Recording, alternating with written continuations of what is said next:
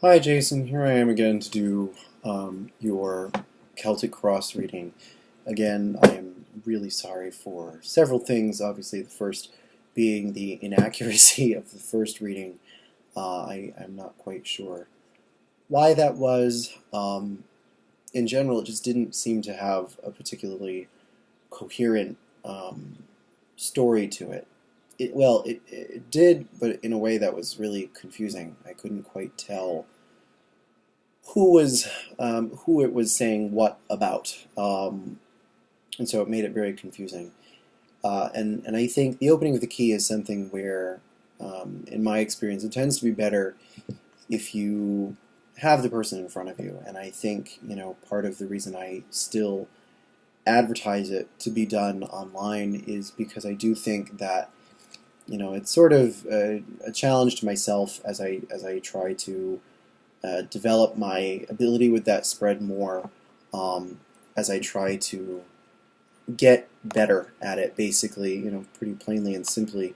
And I think trying to rely totally on intuition for it is a good practice, though clearly sometimes it doesn't work. The last one I did for someone was perfect, and it came out totally fine. And it was very easy to read, and yours, for whatever reason, was giving me a hard time, and I don't know why.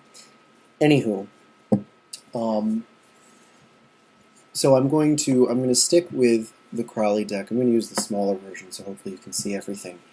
Um, and also, just I'm getting quickly tired of shuffling those big cards. So anywho, again, we're going to do a Celtic cross reading, and we're going to basically ask the same thing. Essentially, you mentioned that there were some relationship issues. We'll see if that comes up. It sort of was referenced in your previous reading, though I'm not quite sure how, um, or rather what the implications of its reference were, the specifics of it. Okay, so we're going to invoke, shuffle, cut, all that stuff. All right, be right back. Okay, so once again, we're going to pull a significator for you, keeping in mind that you are a Pisces. We're going to pull the Knight of Cups out again and give this a second go.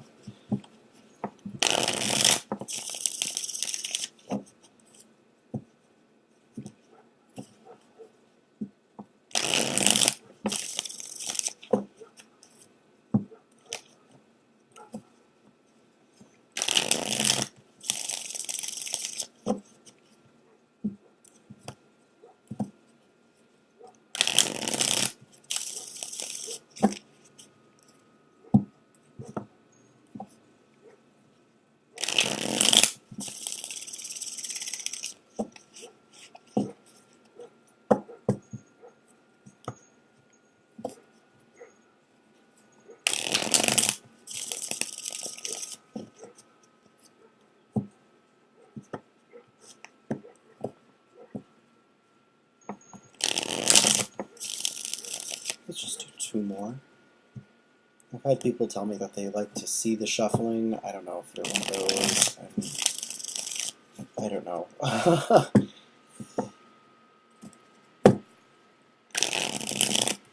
Okay, that feels about right. So now we're going to cut it into our three piles.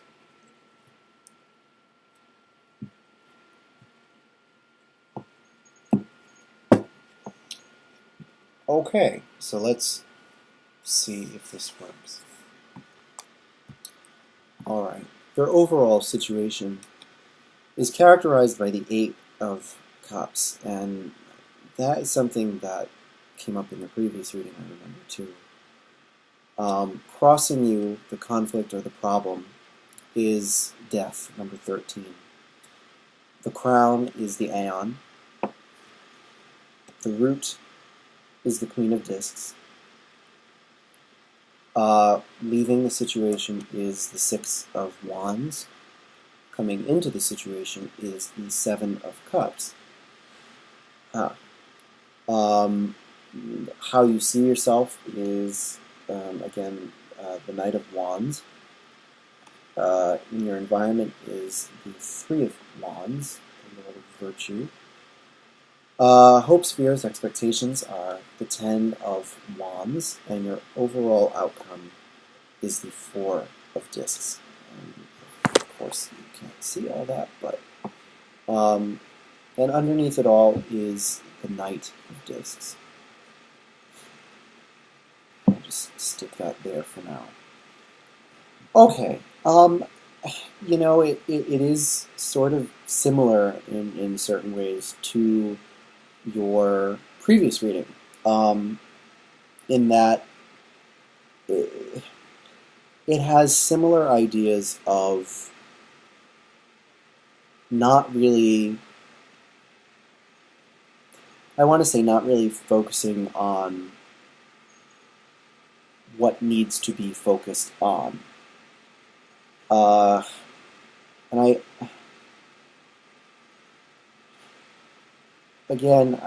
it's very confusing, and if it is because it's a relationship thing, we're dealing with multiple people here. But I would say someone is being a stick in the mud, and I don't think it's necessarily you. I think you are seeing opportunity being presented to you that you want to take advantage of.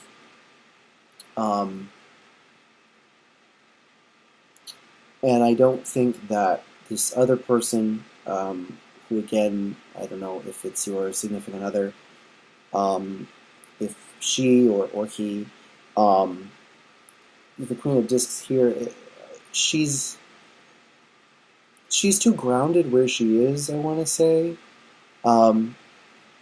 The overall issue that you're facing is the inability to let go and to embrace change and transition, because the change and transition that you're trying to initiate is perhaps painful or difficult. It seems that in the recent past, part of the influence on this situation has been success. Partially, mostly I would say on your part. I don't know if you've received a promotion of some kind of boost in terms of your career, and now it seems like it's just the transition from this to this is so severe. From the Six of Wands, everything is very optimistic, and it seems like things are on the right track with the Six of Wands, and then now in the present, the overall situation is indolence, which is the exact opposite of that. It's like, again, it's sort of like a stick in the mud sort of mentality. It's not really wanting to, I don't know, it's sort of sloth in some ways, and it's repeated in the Seven too.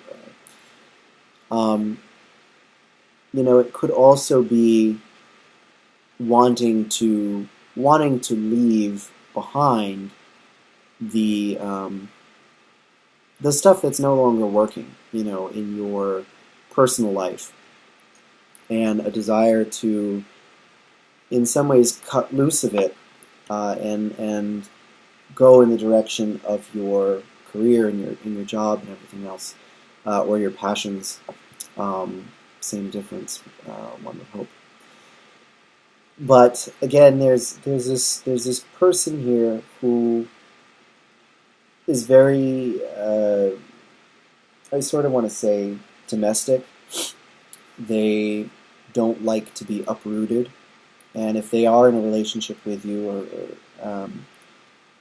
I think they're probably very,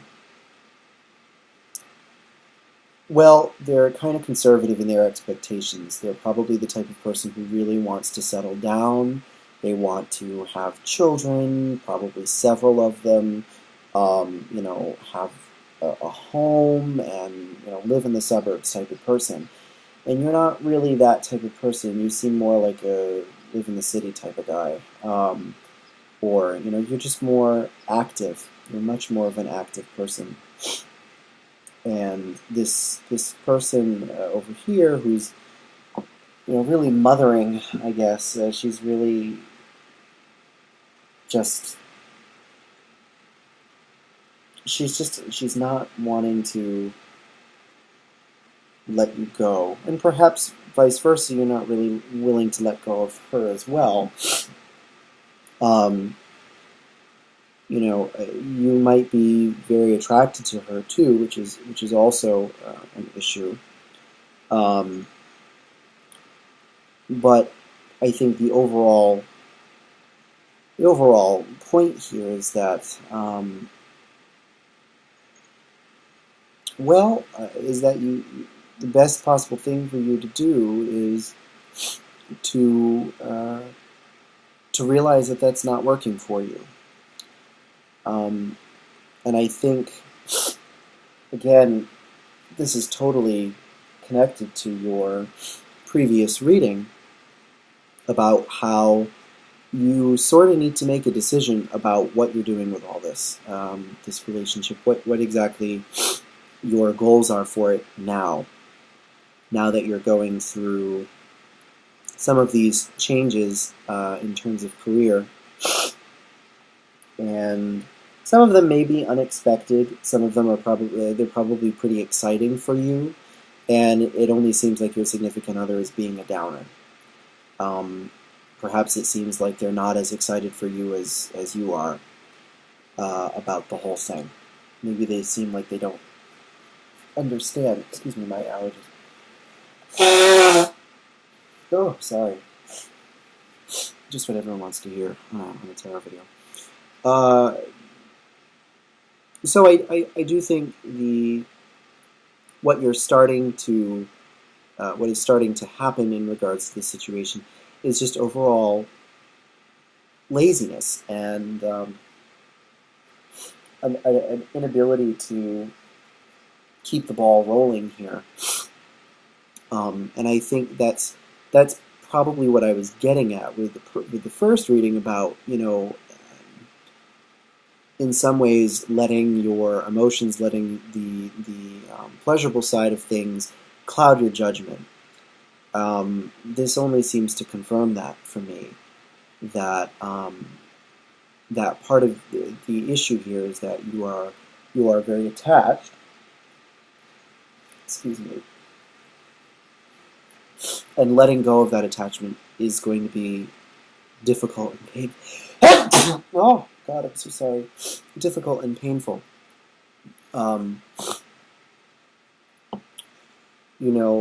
Death being in some ways disconnected from this as being the obstacle that you need to integrate.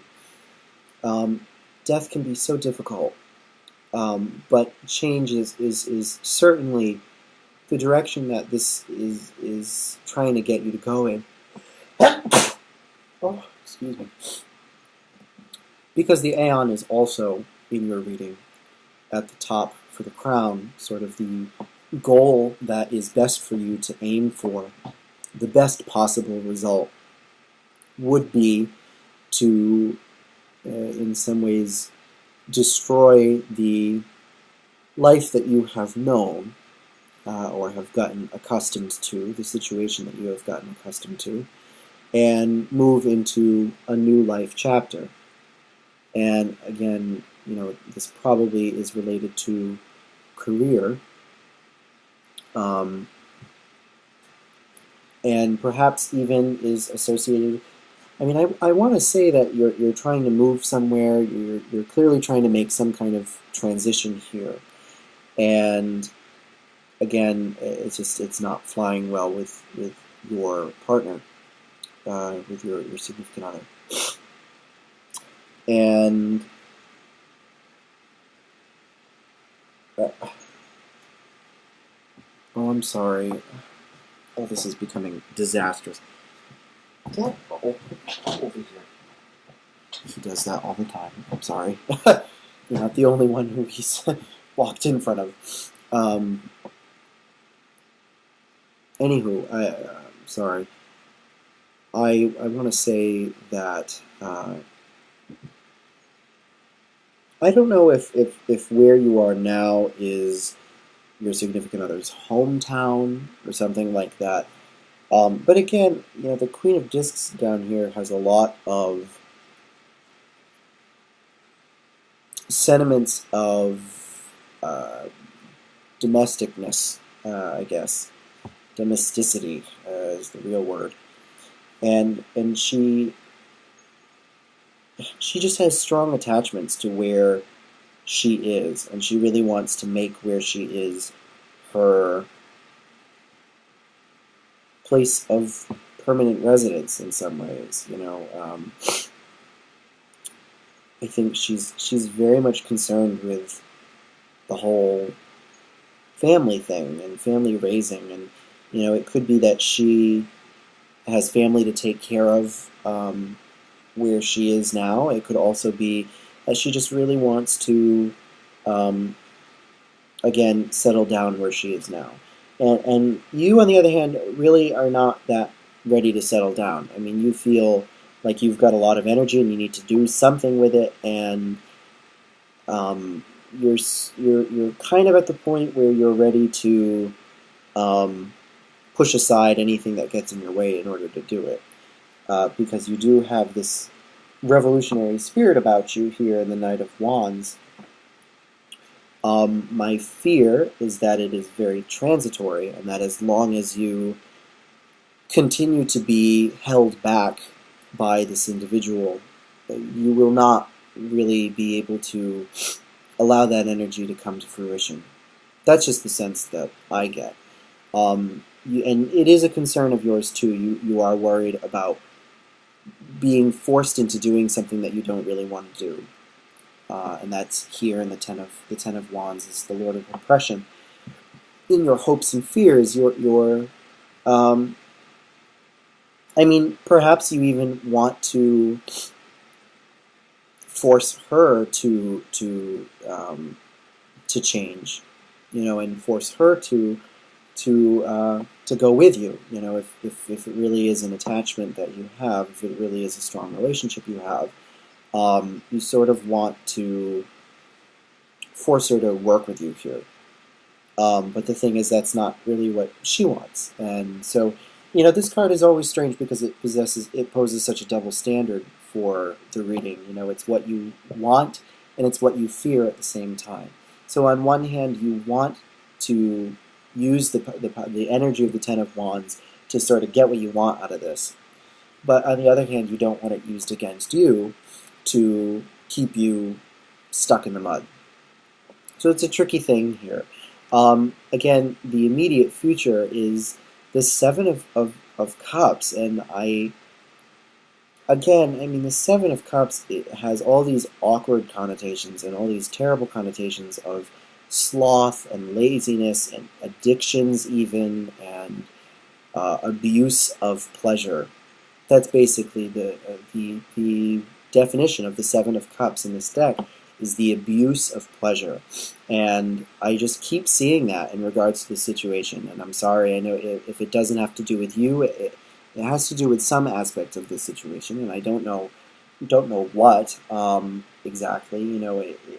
It could just represent your general, in some ways, laziness about the whole thing. I know that you feel that you've got all this desire to go places, and you feel that you're a very motivated individual, but it's told me several times now that you just can't quite get the ball rolling, and you're not quite willing to do it because you don't want to go through the painful change that would require that. And that's just, that's just what I keep getting. This is the second reading that I've done now where it said basically the same thing. And it sort of vindicates some of what I said. I mean, granted, I took in that previous reading, I took it quite in the direction that it did not necessarily need to go in. It was quite exaggerated.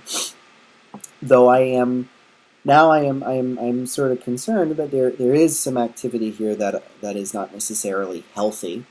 And again, it could be on her part, not necessarily yours. I don't know if she's vaguely, I don't want to assume, but she might be, I don't know if she's alcoholic or vaguely so. I don't know if she suffers from depression or anything like that. All those things are relevant here. It could be any of the above. Any sort of abuse of emotion, because it really doesn't have to be just pleasure as well. I mean, the Seven of Cups is just exaggerated emotion to the point where it becomes slime, as you can see, oozing over the cups. It's not a pretty card. It's possibly the ugliest card in the whole deck, for a reason. It's gross. It's too much of a good thing, or too much of a bad thing. It's too much wallowing in good things or bad things. And again, it could apply to you, it could apply to her, it could apply to both of you at the same time. I sort of sense that it's kind of both, because of the way the Eight of Cups is affecting the overall situation. Let's see. And again, you have, if I go from the bottom of the deck, you have the Hierophant again, and that was in your previous reading, if I remember as well. That was in your fire pile. And you have that again here. I don't know if you've been offered a teaching job, a teaching position somewhere else, or possibly you're looking to further your education somewhere else. All those things again seem to want to apply. And again, you have adjustment at the bottom here, playing a sort of relevant role here in all of this. And adjustment was a problem card for you in the previous reading too. Decision making and sometimes painful decision making. Adjustment is such a tricky card too, because it is very much like death, and the Aeon as well, but more like death, because death, being Scorpio, is ruled by Mars. Mars, of course, having a very destructive, fiery, catabolic energy.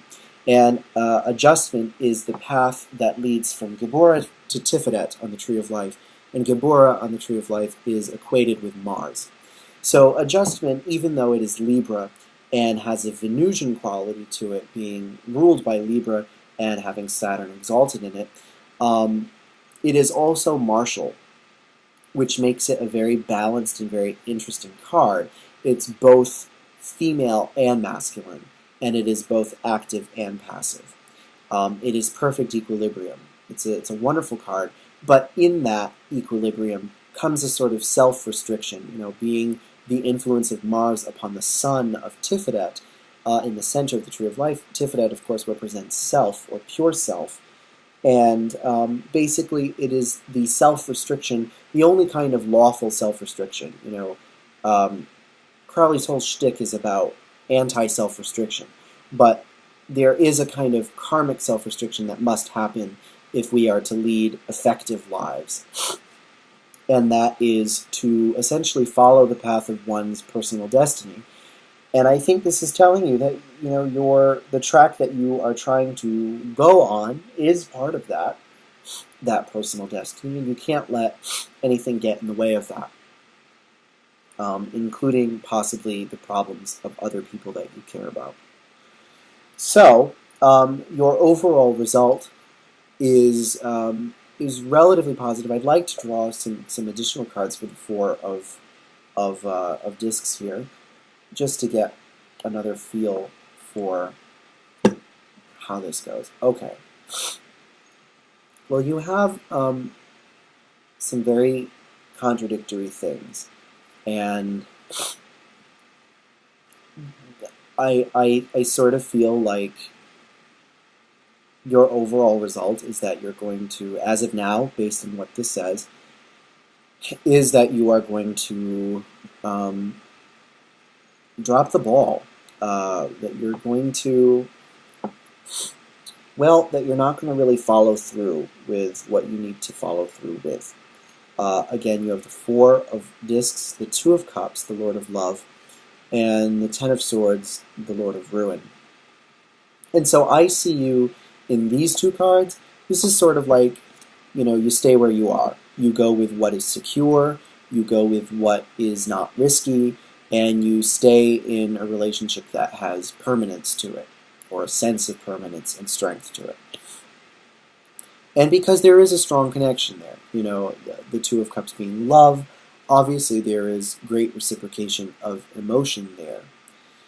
But the result of choosing that is the Ten of Swords, collapse, destruction, and ruin of the plans that you have had. It's sort of like letting this success, I don't know, again, your acceptance in a position, your acceptance to a good school or something like that, is not going to come through for you. It's not. You're not going to take that opportunity, is what it's telling me. And of course, you could change your mind because of things like this reading or personal contemplation about all this, and maybe you will end up going that route. But it says that that your overall result as of now is that you're going to stay in the relationship that you're in, as a kind of reconciliation, and that in doing so, you are going to have to give up a lot of your personal goals. And that's not to say that they will be totally destroyed, that you'll never have them again, that you'll never be able to work on them again, but it will be like starting over, in terms of that. So there are a lot of warnings for you in this reading and in the previous reading, and both of them are kind of the same thing. I do think you have a very difficult decision in front of you, and this is, certainly this reading is not trying to tell you that it's going to be an easy one, but it is saying that perhaps the time has come to allow death to happen, to allow that change to happen, and it would be not easy. It would be quite painful. Death is never easy, but I think death can also be beautiful in a bizarre way, because death, Kabbalistically, death extends from Tiferet to Netzach. Tiferet, again, as I said before, being the solar consciousness, but Tiferet means beauty in Hebrew. And Netzach is victory. And so the two Sephirot that death connects are, in a way, beautiful. And it's very strange that death should do so, but it's the nature of the card. And so it's sort of like God cleans out that which is no longer usable. God forces decay on things so that he can create new things that are more beautiful. And so that he can perpetuate the existence of an individual life. As soon as we become stagnant, as soon as we no longer allow change in our lives, we embrace a death that is far worse than this kind of death. And I think that was Crowley's one of his big issues with things like Christianity, which basically say, in the celebration of the Eucharist particularly, the idea that you can sacrifice a god or another person so that you don't have to die. And it is a way of shutting death out so that you can have eternal life. And that's not how the religious impulse or the real life impulse works. Life is change, and we have to embrace it, and it is not easy to do so. But it is saying, I think, that you will be ultimately better off, and happier rather, if you decide to make this big transition. And to realize that there are many aspects of this relationship that probably don't appeal to you anymore, and you really need to take that seriously. Whatever hunches you have about this just not working are right, and you need to follow your personal ambitions first, and let whatever life pleasure comes to you come from that. Okay? So again, I hope that this clarifies some of what I said in the previous reading. It's not quite as harsh as my previous reading, but it is still full of sort of the same messages. And at this point, I sort of have to say the reading is what it is. And if it still doesn't make sense, I don't know what to do about that, because it clearly has been consistent twice in a row. At least in my opinion, it has been consistent twice in a row. And so again, really, it goes back to this. If you want to review the previous reading too, and this did come up in conjunction with this, actually. I do remember that. And so that's important. I believe it was the first thing you counted to as well in that reading. So again, it is pretty important to take the path that you know is right, even though it's the harder, in some ways, the harder path. All right, I hope that this clarified things for you, made sense. I know it wasn't exactly a peppy reading, but I do think that if you make the right decision, you will benefit from it. Okay, if you have any further questions, comments, concerns, whatever, anything like that, again, I always encourage you to email me. I would love any feedback you have about this reading, as well as any perspectives you would like to share. All right, thank you very much again for your patronage and for letting me, giving me a second chance to read more accurately for you, I hope. All right, take care, best of luck with everything, and wish you the best. Bye-bye.